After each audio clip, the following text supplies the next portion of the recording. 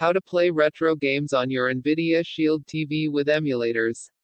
Short of an HTPC, the NVIDIA SHIELD TV is the most versatile box you can put in your entertainment console. It supports 4K HDR playback from Netflix and YouTube. You can play games from Google Play Store and stream games from your PC or NVIDIA's servers. And you can even set up an emulator for retro gaming. While we've seen retro consoles like the PlayStation Classic and NES Classic, their single use case may be a bit of a turn off. There's nothing wrong with just wanting to plug something in and dive into games. But other options are better if you want a more multipurpose system. And the NVIDIA Shield might be the best of them. An emulator, this is the software that imitates the classic console, giving your system a way to play classic games. The emulator is responsible for translating controls, as well as handling video and audio output. Most emulators also enable save states so that you can save your game progress at any point. Emulators are perfectly legal, but the ROM files are a bit murkier. Copyright laws vary from country to country, but in the best case, the only legal method to obtain a ROM is to rip it from a cartridge that you own. The cartridge needs to stay in your possession, and you can't share the ROM file with anyone. Before getting started, take a look at the laws in your region and make sure you're getting your ROMs in a legal way.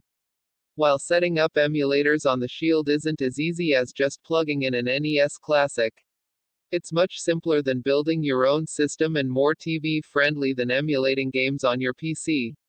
And when you're not gaming, you can use the same box to binge-watch your favorite shows. Since NVIDIA has a first-party controller for the Shield, emulator developers know that's the controller most users will have. This makes it easier to include support for that controller, meaning you'll have more luck getting it to work with your favorite retro game right out of the box. Another advantage of the Shield is that you can play games from multiple platforms. The PlayStation Classic will only let you play the 20 games it comes with. So when you finish them all, the console becomes a very attractive, mind you, decoration. As we'll get to in a moment, most emulators for the Shield support a variety of platforms. You can play your NES games, but also SNES, Game Boy, PlayStation and more, all from one device. Even if you have a legal copy of your game ROM and an emulator to play it on, you should still consider looking for the same game in the Google Play Store. You'll likely have to buy it again, but even older AAA games like the Grand Theft Auto series come in at less than $10 each. And with that, you completely avoid the legal gray area of obtaining the game ROM. You also know you can download the game again at any time from the Play Store, so you don't need to keep your old cartridge and ROM file. A ported game will also probably perform better than an emulated one and may have features like better controller support and cloud saves. It stings a bit to repurchase something you already own, but the convenience is likely worth a few bucks. RetroArch, this emulator is available for free in the Play Store, so you don't have to worry about sideloading it onto your device. It also supports plenty of older systems, easy state saving, unloading, and includes support for the Shield controller. A USB drive, older game files are tiny, so you don't need a big thumb drive. The 20 or so games I had were only about 1.3 GB. It'll be easier later on if you separate the ROM files into different subfolders for each system. My NES ROMs are in a folder labeled NES, my Game Boy Advance ROMs are in a folder labeled GBA, and so on. Once you have your ROMs folder all set up, copy the entire folder to your USB drive. Use the navigation buttons to move down the list and uncheck the bottom context toolbar option. With this unchecked, tools like copy, paste, and more become available to you with the Shield's remote. Move down to the ROMs folder. Then press and hold the center button on the remote to select it. Navigate to the top and select the copy icon. Use the navigation buttons to move to the right side, which by default should list your internal storage. Select the clipboard button to paste the ROMs folder. Once the ROMs folder has finished copying to your internal storage, press the home button on the remote to return to the Android TV home screen. When you open RetroArch for the first time, It will ask for permission to read your storage. The app needs this to read your ROM files. So you need to grant that permission. RetroArch requires you use the gamepad. So from here on all instructions will be with that in mind. The next thing to do is to download a core, which is a plugin tailored to work with a specific platform you're trying to emulate. For example, before playing a Game Boy Advance game, you need to download a core that supports Game Boy Advance. All this happens within the RetroArch app, so you don't need to worry about going to a website or copying things around in the file browser again.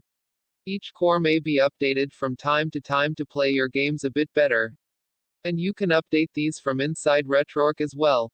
Scroll down and press A on the controller or the center button on the remote to select and download a core for the systems you'd like to emulate. You may have multiple cores to choose from for your systems. Each core can perform slightly differently. So if your game isn't playing quite right, a different core may work better. You can always download a new core without hurting your game progress. Next up is getting RetroArch to scan your ROM files. Press B on the controller to go back to RetroArch's home screen. Then use the left thumbstick to move all the way to the right. Select Scan Directory. It'll take a moment to scan all your ROM files, but after that press the B button on the controller until you're back on RetroArch's home page. Use the left thumbstick to move over to the right, and you'll see icons representing all of the systems for which you have ROM files. The menu inside RetroArch is used to save and reload your game state. So you can save and load your game progress. This setting changes which buttons you press to bring up the menu. So select a combination you won't use in games. While you're in the settings screen, you can also change some of the controls and video settings. For example, you might want to adjust the latency for games designed in the CRT era. CRT displays do not have the ability to store image data before it's displayed, while newer display technologies add a few milliseconds of latency. Because of this, you may find you have to adjust the latency, so your button presses are on point. When you're ready to actually play, move back over to the list of systems you have. Select the game you'd like to play. While that all seemed like a lot of setup, it doesn't take more than a few minutes once you have your ROM files. With the emulator installed, you now have one device for your streaming media, playing newer games, and playing your favorite vintage games. Text source, howtogeek.com.